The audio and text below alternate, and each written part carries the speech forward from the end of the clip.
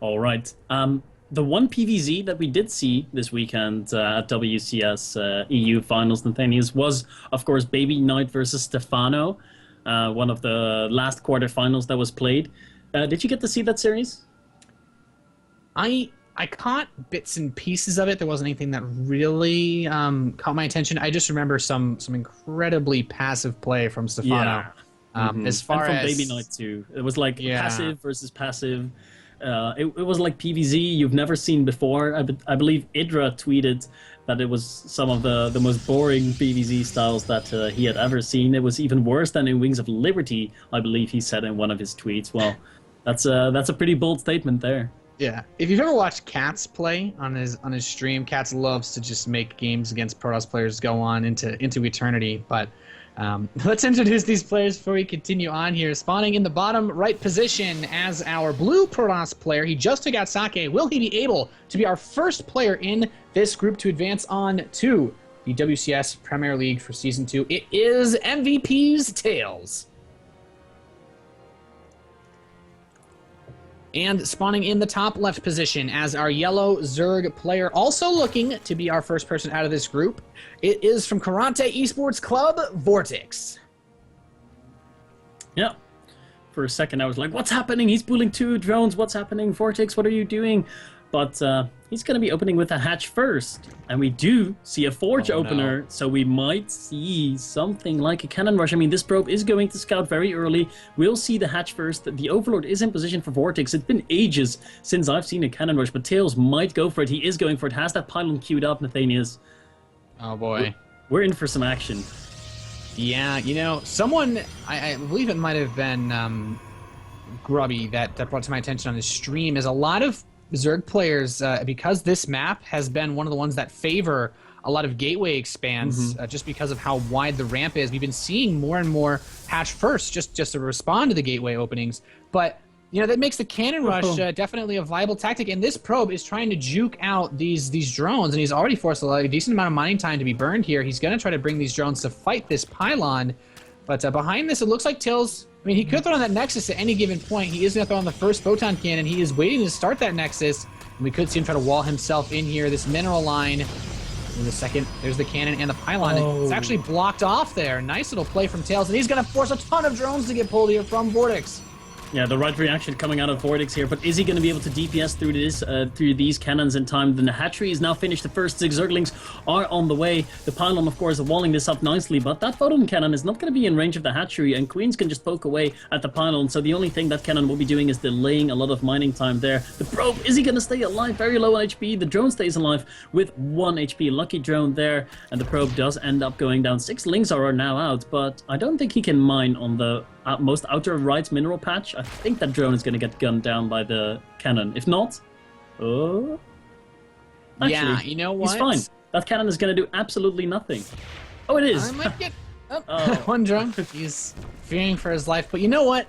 That cannon from TAiLS, it was very nice, but its goal was more likely than not just to be able to set up a second cannon that could block the actual mining. Yeah. This way the drones couldn't be pulled to surround it. And that didn't work out terribly well for him. So Vortix is in a very nice position, having not lost that. And that Nexus so delayed on the part of TAiLS. He does have his gateway coming up. He has a cannon set up defensively. But just looking at some numbers here, the worker count is still pretty even. But with these injects finishing up, we should see Vortix go into a lot of drone production. And he can pretty comfortably do that, considering just how delayed everything is for TAiLS.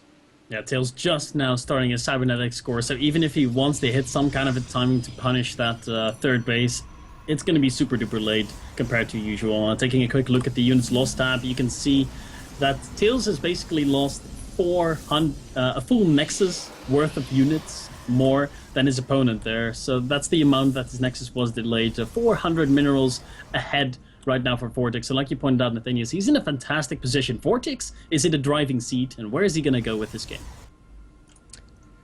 Well, I mean, in this kind of situation, as a Zerg player, he can still play this out normally, take his gas geysers. He's going to get them a tiny bit late, the 6:30 mark. Not something that we typically see. It's usually going to be a little bit earlier, but, you know, he was also delayed himself. He had to build that early spine, pull a couple of drones to fight. So as far as things go, he's about 30 seconds behind. But that cybernetic score just finishing now, you know, we would see a Stargate already halfway done at this point in a normal Protoss versus Zerg. So TAiLS is way farther behind as far as the build goes. Now, he's not been crippled economically or anything like that. There's going to be a drone lead for Vortix, but I mean, in all honesty, Vortix should be able to secure that either way just because of injections, which is pretty standard in this matchup. The real question is going to be, will Vortix use the fact that his build is slightly ahead to some sort of advantage to be able to go for a timing to keep TAiLS off of a third base?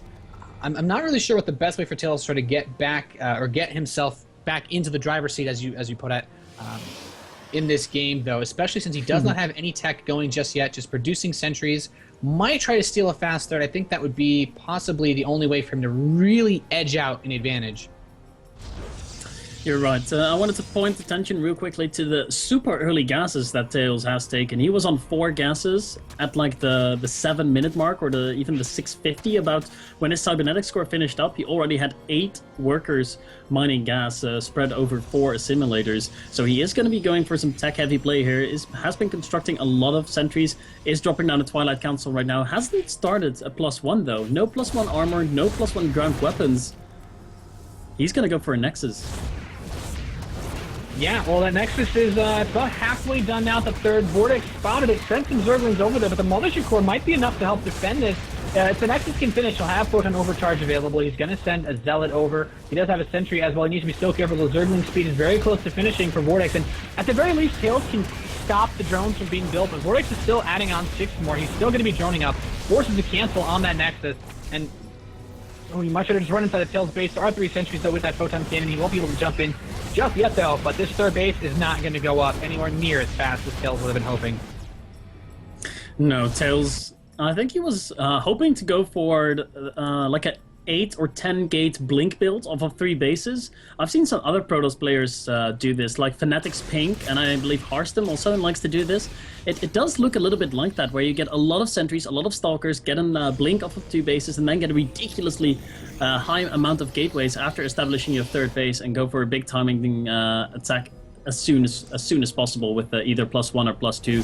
But TAiLS' plan is being destroyed by Vortix right now. He's going to be forced to cancel his Nexus again. Will be losing this pylon. The Mothership Core has 166 energy, which she cannot do much with. No, there's no Nexus. You can't Photon Overcharge an unfinished Nexus literally, and some decent force fields are going to actually block a lot of these Zerglings in. You can see some make sure to lose the sentries. 1 sentry does go down. A second is dead. 3rd sentry caught off guard here, and Vortix is just getting so much damage in here. There's no force fields available for TAiLS. He's lost the majority of his sentries, and what he has, well, there's no more force fields, and there's a 4th base going up for Vortix. The 3rd Nexus is just starting again for TAiLS. And how is TAiLS going to deal with the Mutalisks, as we're going to have coming in out of Vortix in a second? He's going to have like 16, 17, 18 Mutas on the production tab. Actually only 15, because he does choose to start Zerg Flyer attacks a level 1. But 17 Mutas at the production tab now. That's an insanely high amount. And of course, TAiLS does have Blink. He does have +1 about to finish up, but his Stalker count is at 4. Yeah, and this is such a great response to this. Yeah, there's not really too much here for TAiLS. I think this is the best way, because the sentries, you can't force field away Mutalisks. They just come in, kill everything. He's got a Changeling in here. He's gonna run and be like, oh, you have no robotics facility? Okay. You have no Stargate?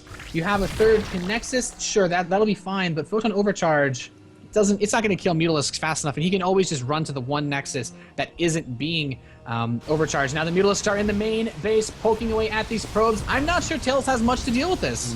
No, he might be forced to GG right away here. His Stalkers cannot get in. They're being blocked by the Zealot on hold position right now.